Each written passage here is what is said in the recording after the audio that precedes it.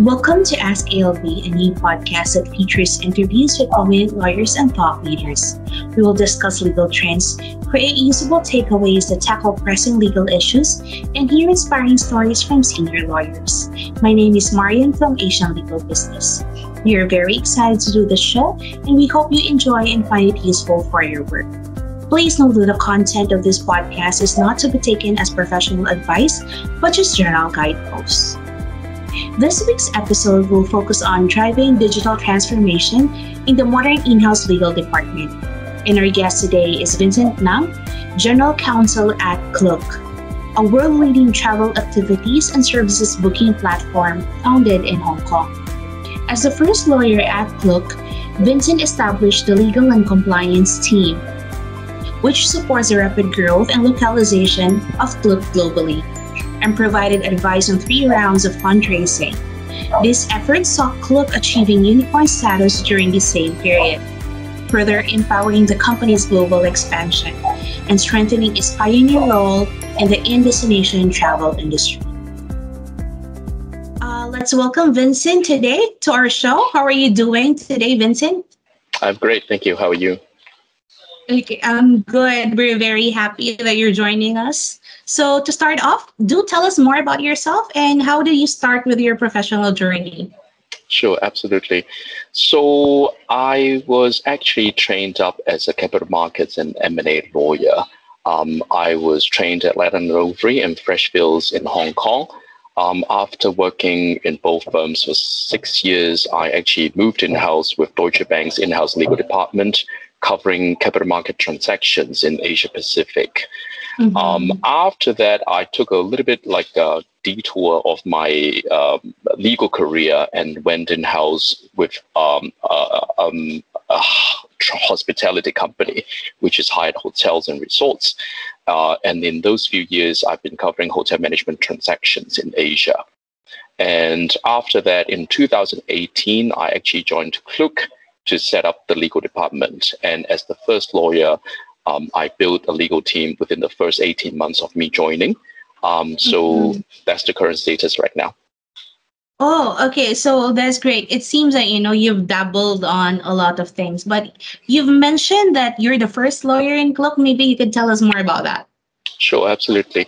So Klook is actually a Hong Kong-based travel platform founded in 2014 by our 3 co-founders. In 2018, they realized that the company was growing very, very quickly. And after taking a few rounds of funding, they realized that the company is ready for the next stage of growth. And hence, we needed a legal department to really continuously empower the growth of the company. And that's when I joined the company. In the first couple of months, it was a bit daunting because my background, as I mentioned, was mainly for the large part of my career, I was a capital markets lawyer. And then with Hyatt Hotels, I was very focused on hotel transactions. With Klook, it's very different. Number one is a tech company. Number two, it's a brand new company with no legal and compliance function at all. So I had to really sort of like roll up my sleeve. In the first few months, basically, I was looking at all the contracts and at the same time building the infrastructure for the entire company. And interesting enough, in 2018, some of you might remember that was the year that GDPR came into effect. So I literally had just a few months to implement that. So all in all, a lot happening in the first year. And in the second year, I was able to build a legal function that right now we see 14 of our staff spread across 5 locations, which comprises legal team right now. Oh, okay. So as a general counsel, how do you actually create a workplace that fosters digital collaboration and communication both internally and externally, especially, amidst the COVID-19 pandemic? Absolutely. I think the fortunate thing for us is that digital collaboration is actually the DNA of this company. So everyone joining our company would have to be very agile. very open-minded and be at least receptive to digital collaboration and communications. And hence, in the legal department, we have to be very aligned with the company's culture. As I mentioned, the legal team is actually spread across 5 locations in different time zones, and we have a lawyer in London as well. So we are actually very used to using instant messaging to communicate. So for the legal team, we have a weekly meeting. All these weekly meetings are conducted through video calls since day one, even before COVID. Hence, before COVID, we are already very used to communicating and collaborating virtually. Now, with COVID setting in, obviously the sort of like the operation model has to change a little bit because we are not able to travel, we are not able to meet the team members physically. So we have actually increased our intensity of communication.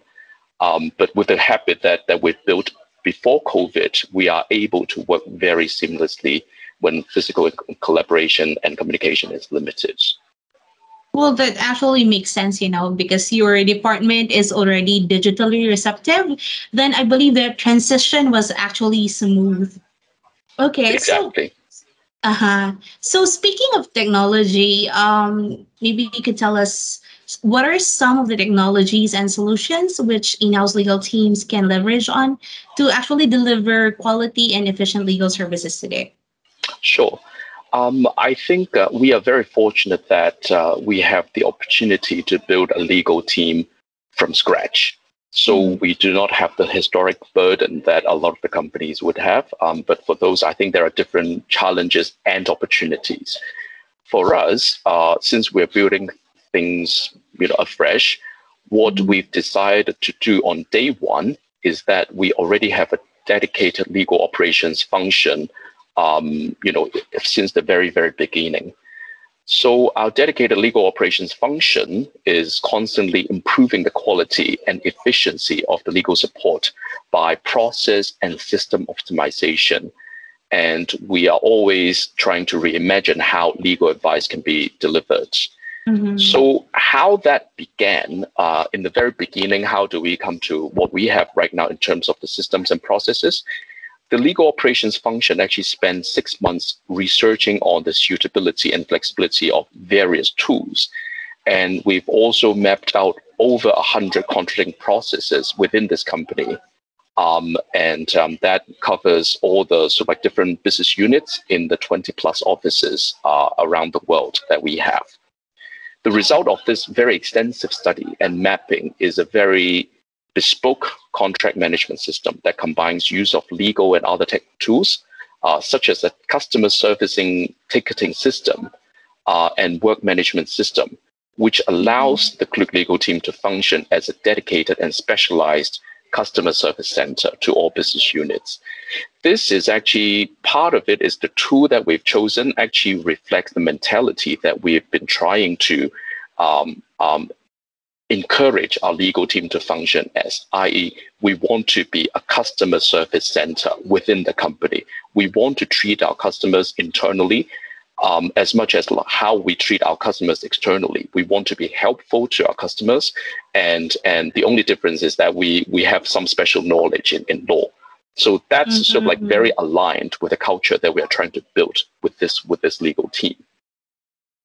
Okay, interesting. So, banking on that, so maybe you could share with the audience, from your personal experiences, of course, some best practices and cases on how you've led and driven digital transformation within the in-house legal teams. Sure. As I mentioned, we actually spent 6 months in researching on different tools and also mapping, right? So I think for us, it's about problem solving. So I personally see that the most important thing or the starting point would be identifying what problems we are trying to solve. With that, I think different companies face different challenges and opportunities. For us, we are very contract heavy. Because if you open our app, you see tens of thousands of activities around the world. So every of this activity would be backed by a contract with a merchant that we work with. So there are a huge number of contracts here. and how do we actually align those contracts and make sure that they are signed properly, they are reviewed properly, they are approved properly. These are the issues that we face initially. So for other companies, they may not be as contract intensive because they tend to have higher value but less contracts. That will be a completely different game. So for us, trying to identify the problem and resolving it, I think is the step one. Step two, I would say once we've identified a problem, we share it with the internal teams outside of legal, so that we get the right buy-in from the team leaders. So implementation of any legal technology or even legal operation tools would involve some changes to a certain extent. So, as we all know, people don't generally like changes, but how do we actually get their buy-in and let them know that we are trying to resolve a problem for everyone? That I think is very important. So I would say identifying the right stakeholders within the company, and then try to persuade them that this is the problem that we're trying to resolve for everyone. That I think is very important. And with that, I think encouraging at least the legal team to embrace the changes and accept the sort of like the pros and cons that the technology may bring along. That is also important, because whatever technology it is, it's not going to be it's not going to resolve all the problems. So with the new technology, it would resolve a lot of things, but at the same time, it would create new problems. So the mentality to really embrace it and also be able to accept not only the positive side, but also the negative side, that is actually a mentality that we need to sort of like encourage internally. One last thing I would mention is also with the speed of the company that's developing right now, I often say that it feels like for us it's actually building a skyscraper on a moving train. So there's no point in time that we can feel that we should be looking for the train to stop or slow down and then you start building, because that would just not happen. Even with, for example, with COVID, right? Like, we are a travel company, so there had to be a lot of changes that we had to do last year. So the train is still moving ahead. It's just that at a slightly different direction because of the pandemic, right? So I think what we've learned is actually the flexibility of the tool is very important, and we would never try to look for the perfect system, the perfect tool, because it just doesn't exist. At any different point in time, you're trying to resolve like different problems. So I think we try to find a system or a few systems that are actually flexible enough for us to make fine-tuning possible, and just keep developing it organically over time. That's how we've been building our systems. Okay, so that was quite insightful, and I do love the thought that you've expressed here, that there's no perfect system for all, and that we should stop looking for a one size fits all solution, right? Yeah, correct. So, do you think right now, as a closing for today's episode, are there any tips which you could share with other companies in terms of boosting synergy and working relationships between in-house legal and legal operation teams in the digital age? Sure. I think one thing that first and foremost, as I mentioned, any adoption of any new tools, it's really to resolve a problem. So I think a lot of people are talking about legal operations and tools as if they are the panacea to all the problems, or they are actually looking to implement for the sake of implementing something. But at the same time, I think it's important to know what issues we're trying to address. And also, the tool themselves are important, but I find that more important is actually the mentality of the people using the tool. So with our legal team, I think we are very fortunate that we have a very open-minded team that is very dynamic team. Exactly. So throughout my 3+ years here, we've actually had to use different systems for contracting. For example, we are already using the third contracting system that the business units have actually implemented. So within 3 years, 3 systems to look at contracts. That's actually, I think, a lot of people would find challenging. But as I said, I think that we are very blessed that our team members are actually very agile and they are very, very open to changes. So that's, I think it's, almost the first and foremost before you actually need to make sure before you actually find a legal technology system. So with that, I think one of the key points with people management is that we need to make sure that we engage the legal team and the business team early on to communicate with them that what's happening, i.e. that's part of the change management process. We find that having enough time to collect that feedback and also make it clear that the digital transformation or the system that we implement are here to help support and enhance their daily life instead of hindering and adding extra work to them. That's very important. And obviously, I think with every system that we implement, there would be slightly more extra work. Obviously, the easiest thing for contract is like for the users, they just email you or they just walk over with like a few pages printed out physically and hand them on to you. I think there's no doubt about that. That would be the easiest. However, how do we persuade them that we need to move on? We need to have a system that captures things properly, right? And how is that benefiting not just legal, but also the business teams? That's the sort of like the user engagement and education that is important. The other part is actually, I think these are sort of like the softer side of things, but we also find that sharing KPIs with our team to drive continuous improvement is also important. So we've been implementing KPIs that would actually help measure the team's objectives and focuses. And with that, we actually have a digital reporting dashboard that is communicated to the team and on what data is actually captured in the system. That actually helps with evaluating the team members' workload, and also they can see the result of what it is. I think that's actually a very important thing so that people actually know that they are sort of like the impact that they're making through this digitalization process. And with that, I think one final point I would mention is that, as I mentioned, collecting user feedback is important.